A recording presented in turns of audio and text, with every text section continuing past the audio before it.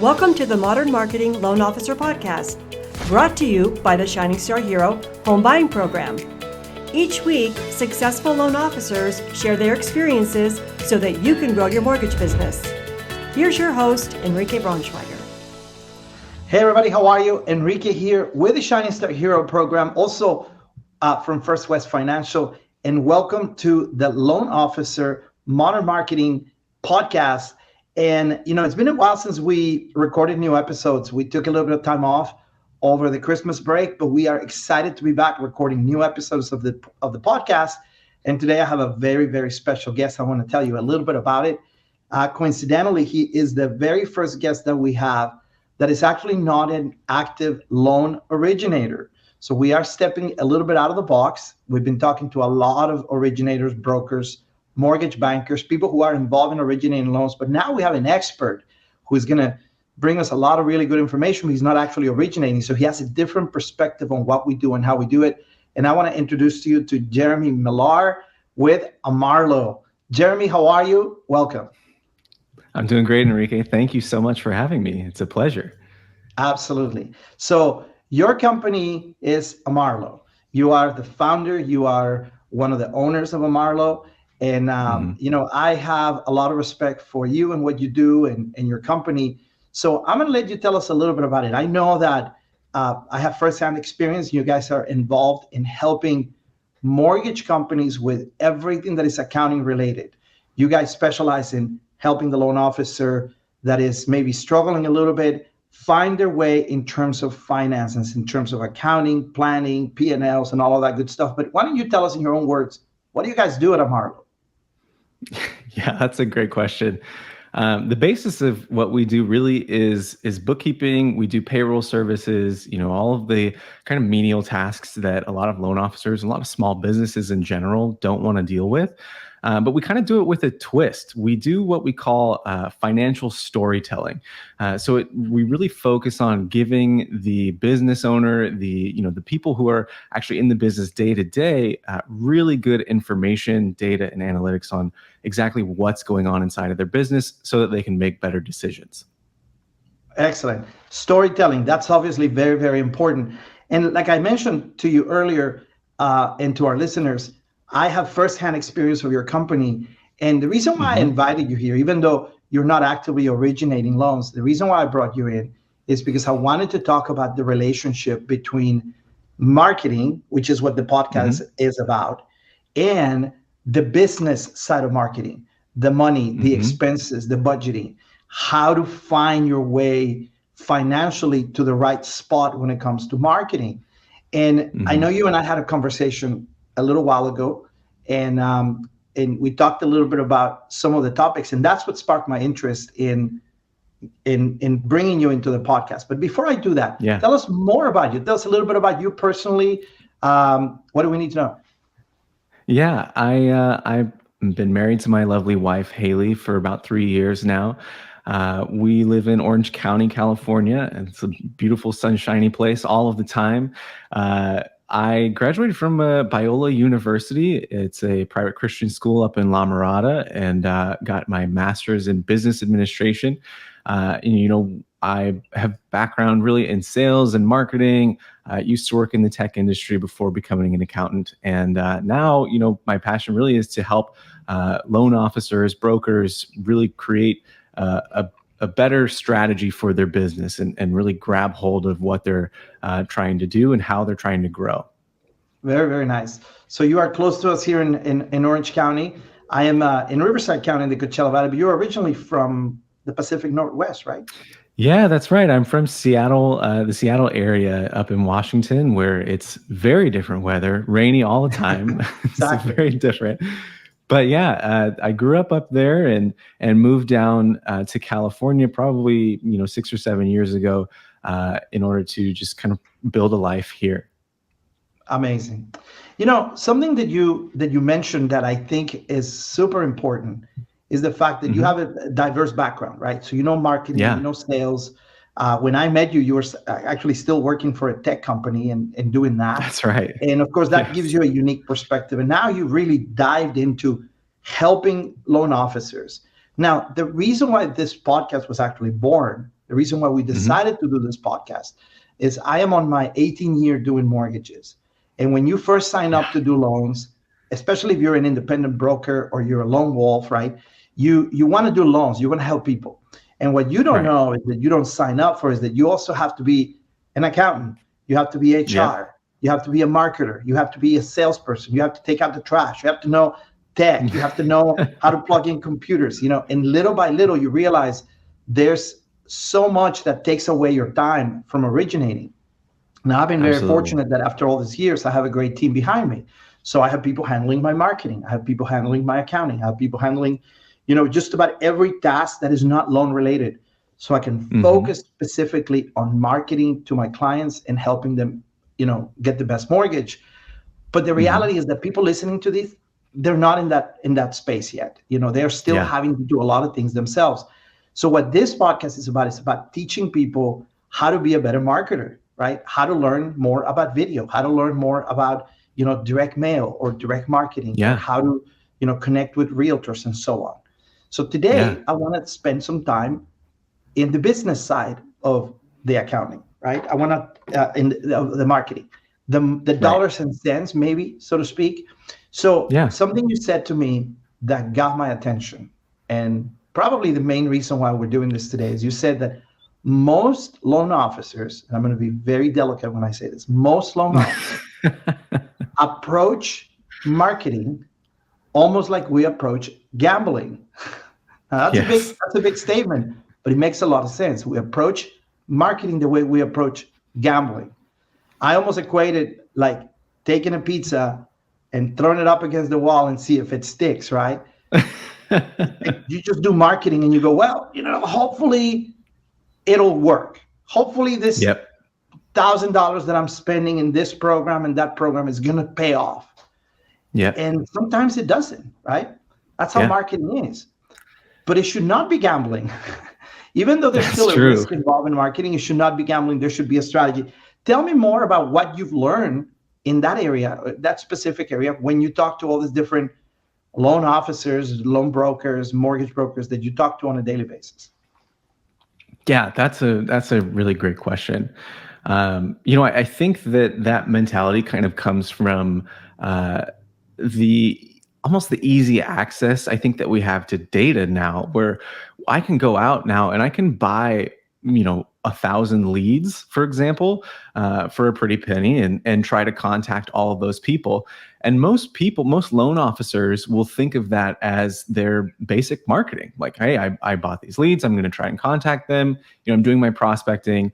But what we've found is that when you're actually engaging in thoughtful processes that create your actual marketing strategy, then you get a massive, massive payoff over time. Now, additionally with that, we're very quick to let go of things when they don't work out lately, I think. And one of the things is that when we start marketing initially in our businesses, and for any loan officer, for any broker, I know you probably can relate to this, Enrique. You start marketing and you think, I am going to book so many clients, I'm going to get so many loans by spending X amount of money, and it's just going to be a cash generator. And oftentimes, marketing takes a lot longer to actually produce an effect because we have to tweak things. We have to learn. We have to find the right data and target the right people in order to actually get that payoff.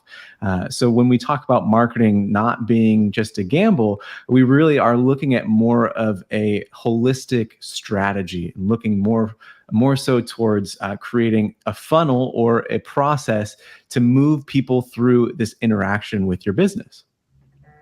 Absolutely. Makes a lot of sense. Something that caught my attention when you were saying this is that it's really about tweaking the numbers and learning the numbers and understanding the numbers. Accounting numbers tell a story, right? You always say this. Right. And the story can be a pretty picture, or it can be an ugly picture, right? Right. But numbers don't lie. Numbers are numbers. And I think one of the challenges we have as loan officers is that we have so much at our fingertips. You can go online and purchase a marketing package. You can purchase leads. You can actually do Facebook ads pretty much on your own. Right. And you can end up spending a lot of money on this, right? I used to know this guy who used to purchase every product of every program available out there. He would try it, right? And I said, well, what's your strategy? I said, well, I buy it, I try it. If it doesn't work, I get rid of it, go to the next one. And I go, man, that can get very expensive. So if you have deep pockets, great, why not? Great, yeah. But the truth is, not everybody should spend money that way. And something that baffles me is that I do use a lot of different marketing programs, and I'm very active in the loan officer community. And I get emails or text messages from people who say, hey, Enrique, I understand you're using program A, B, and C. Can you send me their information, please, right?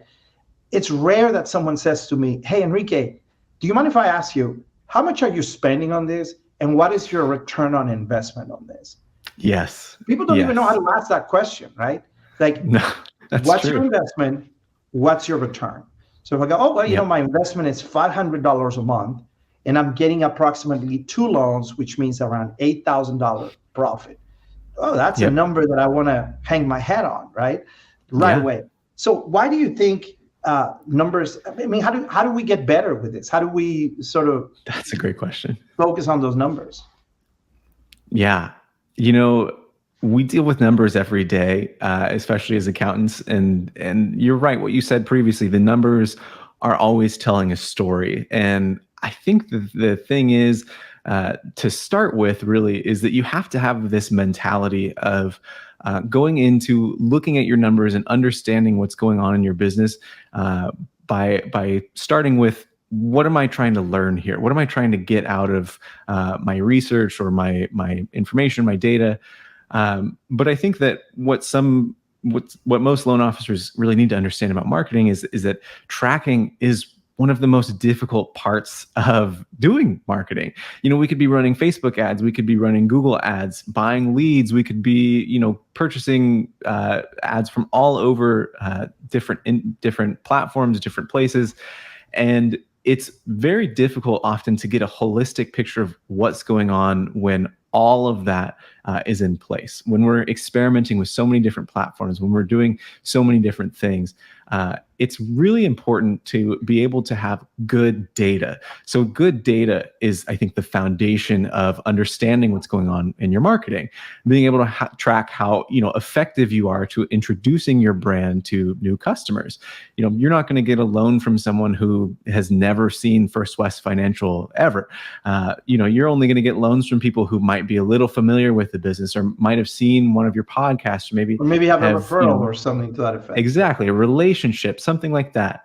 So when we look at those types of sources, what I think it's really useful to do is super simple. It's just ask people, hey, where did you find me? You know, how did you first hear about my company? That's where did you see First West Financial? Where to go dig for more, right? Exactly. Yeah. So once we have that first foundation of, oh, you know, I found you on Facebook, or I got a referral from this person, then you can go and identify, okay, well, great. Maybe I need to invest more in Facebook, or maybe I need to create a referral program so that people are getting rewarded when they send their friends and family to me. But in looking at the actual numbers, I think it's important, like you said previously, to take a look at, well, how much of a return am I getting? And I think that that's something that has kind of mystified a lot of people when first getting into marketing. What we're really looking at for a return is we're trying to find the cost of acquiring a single customer, so one loan, for example, and then the cost that it goes into, you know, getting that particular loan. So, for example, you might close a loan. Let's say you get $5,000 in compensation, but it might have cost $500 to book that client. Well, you know, you just did a 10 times return on your spend of that marketing. And you're seeing a 10 times return from spending that $500 and creating, you know, a new prospect, getting that loan done. So if you can find those avenues, find those things that are really getting those large returns and invest heavily in them, that's really where the payoff is. Now, let me jump in. This is another thing that I know about my colleagues, loan officers, and you probably encounter this, and you just said that, you know, say you have a program that if you spend, let's say $500, you get one loan that pays you $5. And you say, well, that's 10 times, you know. Loan officers are so picky about that. It's like, oh, you know, I only got one lead. I said, well, one loan. I said, well, how much did it cost you? I said, well, $300. Well, how much did you make? I said, $6,000. And I Oh, go, that's great. imagine you have a machine in your basement Yes. that, you put a $5 bill, and $50 comes out. Yep. I would never Yep. leave the basement. I would be over there cranking that machine all day, right? And the Yep. truth is that sometimes in marketing, we look at numbers and we say, oh, well, I'm not getting a lot of loans. But you know Yep. what? If you're looking at your investment and that investment is so many X times what you're investing versus your gain, you should definitely figure out how to replicate and how to escalate that, right? How to bring the scale. Exactly. But what I was gonna mention something to you. I think that going back to the whole gambling thought. So what Mhm. happens when you have a loan officer who maybe is not spending any money or wants to start, and obviously he doesn't have the numbers to track. So I guess the idea would be to do a bit of a investigation, right? Try to get some referrals from the company. Let's say you want to hire someone who builds funnels, so you want to hire someone who's doing lead generation or producing leads for you. It's important to get information from this person and say, hey, the program you're selling me, what is historically the numbers that I should expect? Right? Yes. That's first step. Yeah, I would say, if we're looking at vetting agencies, marketing agencies, if we're looking at vetting, lead sources, for example, it's really important to ask questions. I think that's the very basic rule for kind of engaging in business with someone like that, with any other service provider. When you're asking questions like, how are refi ads performing, or how are purchase ads working, what's your process, what have you seen in terms of return for other people in my industry, Right. getting those reports or case studies or some kind of information from them so that you know exactly what to expect. Now, And any your reputable business is company going to should be be able to different. provide that, right? 100%. And of course, every business is different. Some businesses may be more doing refis, especially within the past, year or two. Some people may be more purchase focused. Those kinds of things may be a little bit different. But when we're looking at an industry-wide standard, all of these companies should have that data readily available to give to you and to say, hey, this is what you can expect with us for sure. All right. Now stay with me on this. So we know that Yeah. every place is different, different markets. So what might be working in Orange County or Riverside County, California, may not necessarily be the same strategy that you're going to use in, suburban New Orleans and Louisiana, or maybe, in the Pacific Northwest, where it's a seasonal thing. In the winter, sales go down, etc. So that's important. Absolutely. But never really purchase a program or sign up or spend money on something that you don't have at least some level of expectation for a benchmark, right? So staying with that, then you begin tracking, right? And it's okay to in a way gamble a little bit, where you say, hey, look, these guys sound like the right company. They're producing, the numbers are right. They have the right referrals. The testimonials look legit. These are people that I know in the industry. I'm going to try it for 90 days. I'm going to try it for 60 days. If it doesn't work, we're going to track the numbers for X amount of time and then go from there, right? So that's why the tracking of the numbers is important. So you don't spend more money than you have to if the program is not performing optimally, right? Absolutely. And I think that it's really important to hold a philosophy too of if something isn't working, knowing that sooner rather than later, because with something like marketing, it does take a while to pay off. It can take 60, 90 days or, longer, even depending on what type of marketing that you're doing. But setting that benchmark, saying, okay, after 60 days, we're going to review our account, for example, and looking at, okay, 60 days has come, this isn't working out, cut it, absolutely. Or talk with the company, make some changes, see what they can do, and express. I think that's the most important thing, is express in the relationship that you have that your expectations aren't being met, so that then they can make adjustments and they can see, what's working, what isn't with this particular person. And I think that's very important. Communication, that's all that marketing really is communication. And it requires that you have good communication with whoever your marketing team is as well. Right. And you also need to be ready to pull the plug and make a change. For example, the marketing that we were doing just in November to try to get refinances may not necessarily be the marketing I'm going to do January 11th in terms of refinances. I'm shifting to cash out consolidation, debt Yep. consolidation, some shifting to purchase business, so on, right? So that's also important.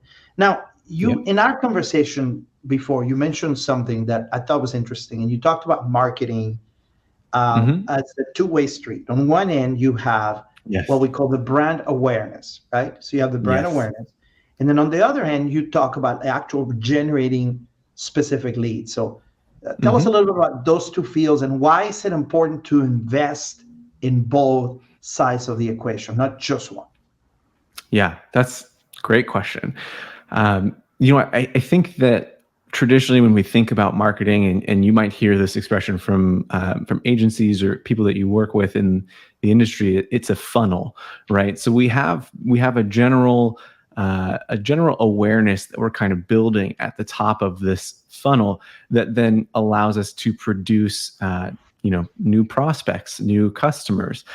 And when we're looking at, really the most common types of marketing that, loan officers and brokers are doing, we're seeing that brand awareness is really big and lead generation are really big investments. Now, I want to define those two so that we can, make sure to be specific.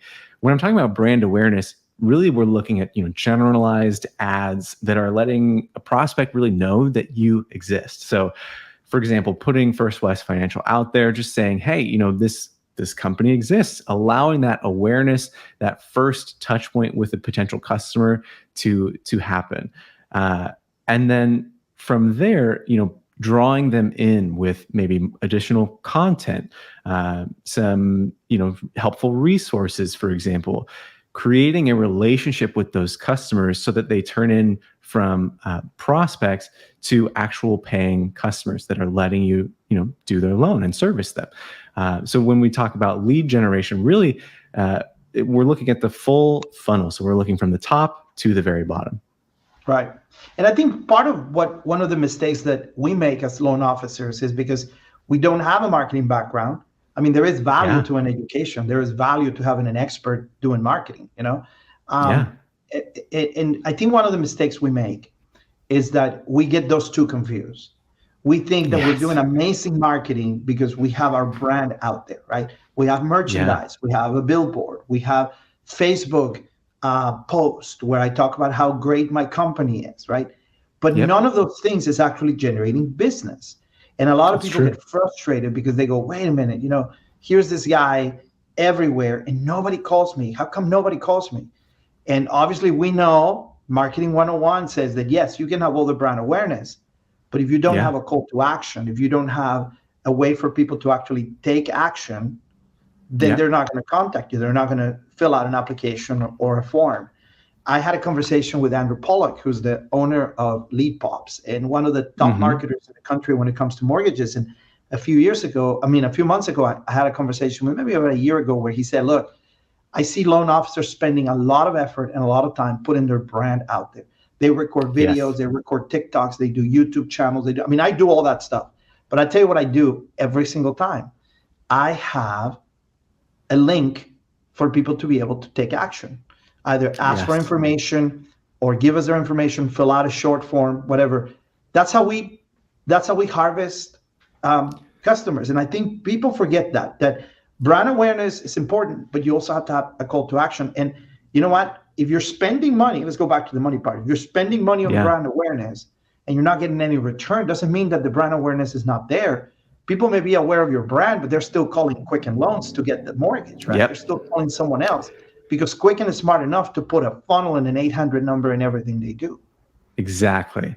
And I think, you make a really excellent point. And Donald Miller, one of the, greatest marketing minds, I think, of the recent decade or so, wrote a book on this called Story Brand. And really, Exactly. he talks about taking, the customer from this place of where they are, maybe who they are now, they have a problem, they maybe are seeking out something, they want a home, for example.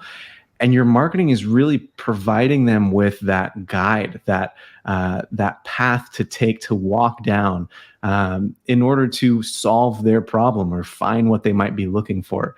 And that call to action piece, that piece where you say, hey, you have this issue, I can help you solve it. Click this button to get started. that there is what will increase revenues tenfold, because people actually know where to go, and that's the most important thing. Like Absolutely. Quicken Loans does it so well. So yeah. It's very interesting. I went the other day. I was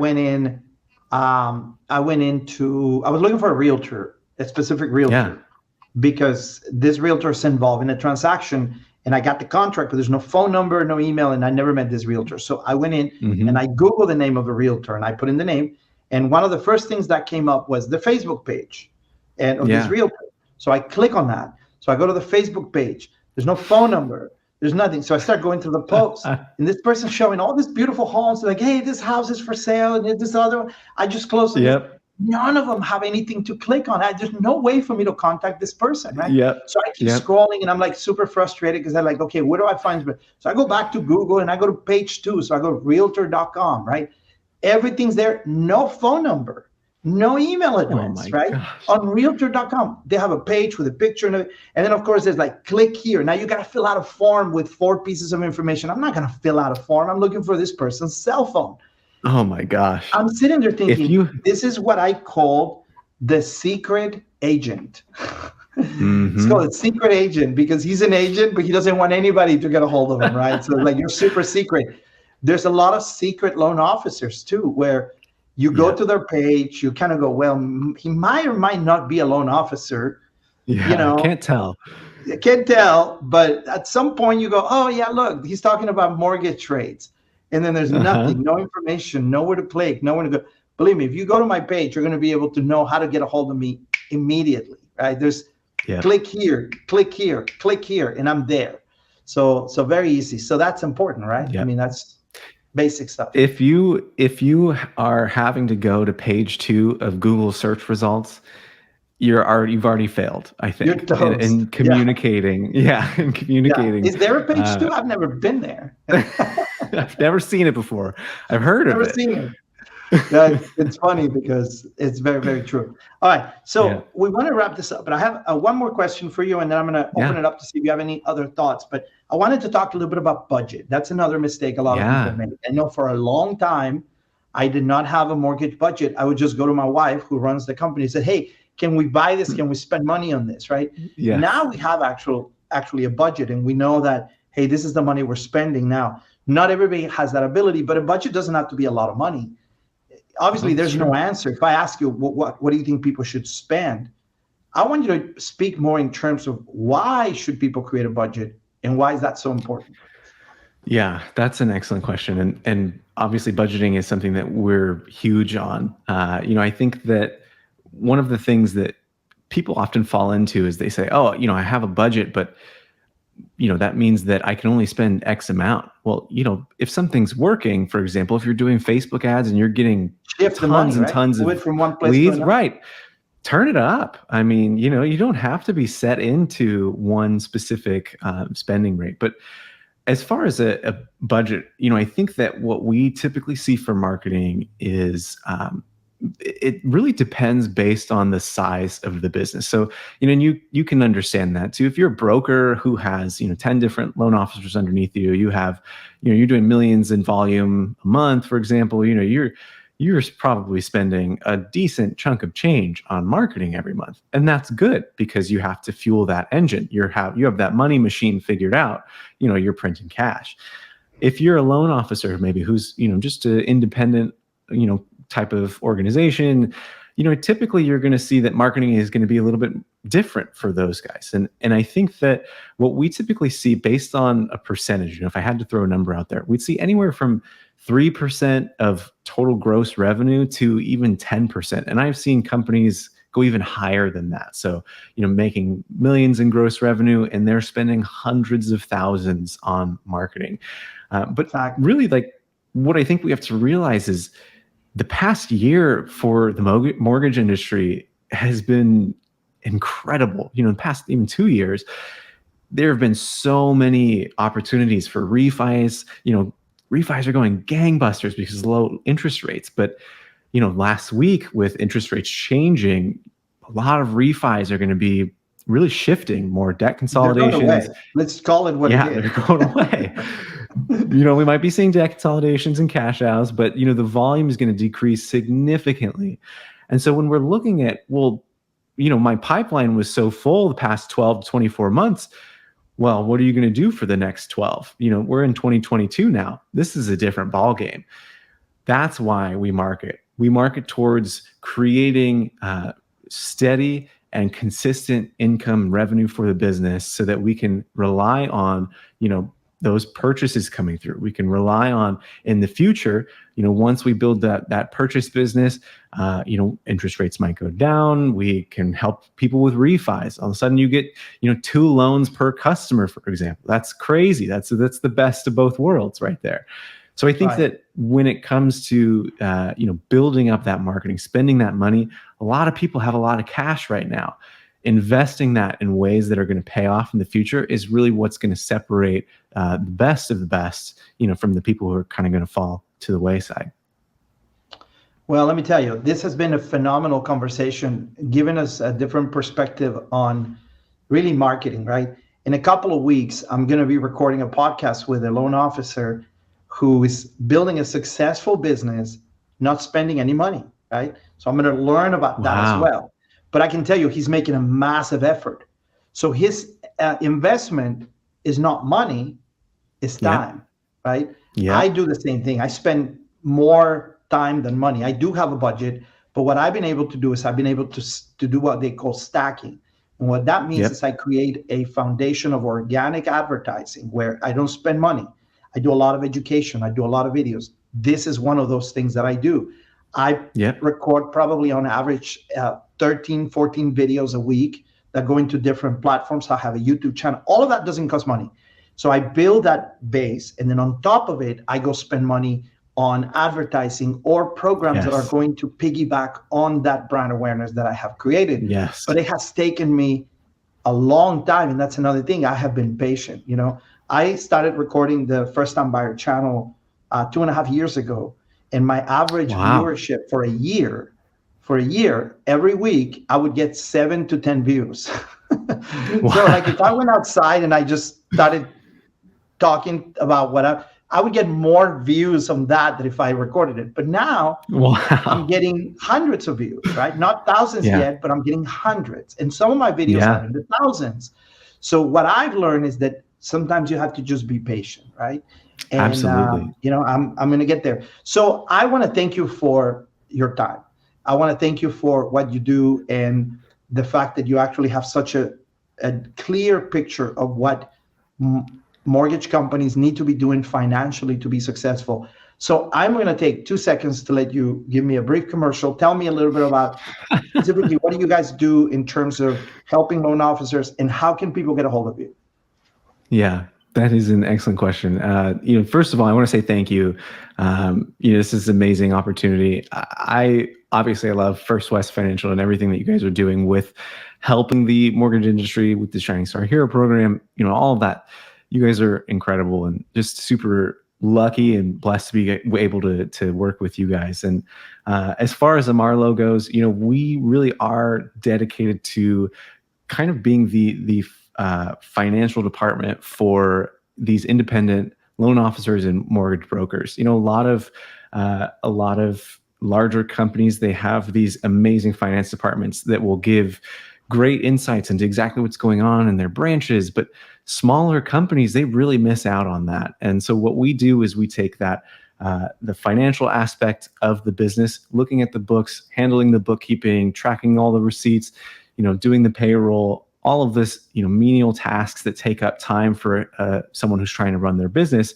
And we give these clear, concise, and helpful insights into the actual story that is being told by the business. And that's the most important thing I think that we're looking to do, is we're looking to help the mortgage industry, loan officers and brokers tell a better financial story, get a grasp on their business so that they can grow, take their business to the next level. You can find us at amarlo.co, amarlo.co. That's our website. Email me personally. It's jeremy@amarlo.co. I'd be happy to help out and talk to anyone who is looking to, grow and take their finances and their business to the next level. Outstanding. Well, thank you for your time. I want to remind everybody that we have tons of episodes of the Modern Marketing Loan Officer podcast. This is not an advertising podcast. This is a podcast where we actually try to bring value to loan officers. We have podcasts with some of the top mortgage people in our industry. You want to find out about video? I got two of the top guys that are doing video. You want to find out about connecting to your database? I have Jamie Cavanaugh that talks about that. I have people who are using BombBomb to succeed. I have people who are, we have the guy that has the top views and mortgages on YouTube on this podcast. And then we have some people coming up in the next few weeks that are just phenomenal experts. And they do this because they just want to share. They want to tell people about how to get better. So that's what I do. And I'm excited about it. Jeremy, thank you so much for coming. Thank you everybody for watching. And I hope you guys have a great rest of the day. Talk to you soon.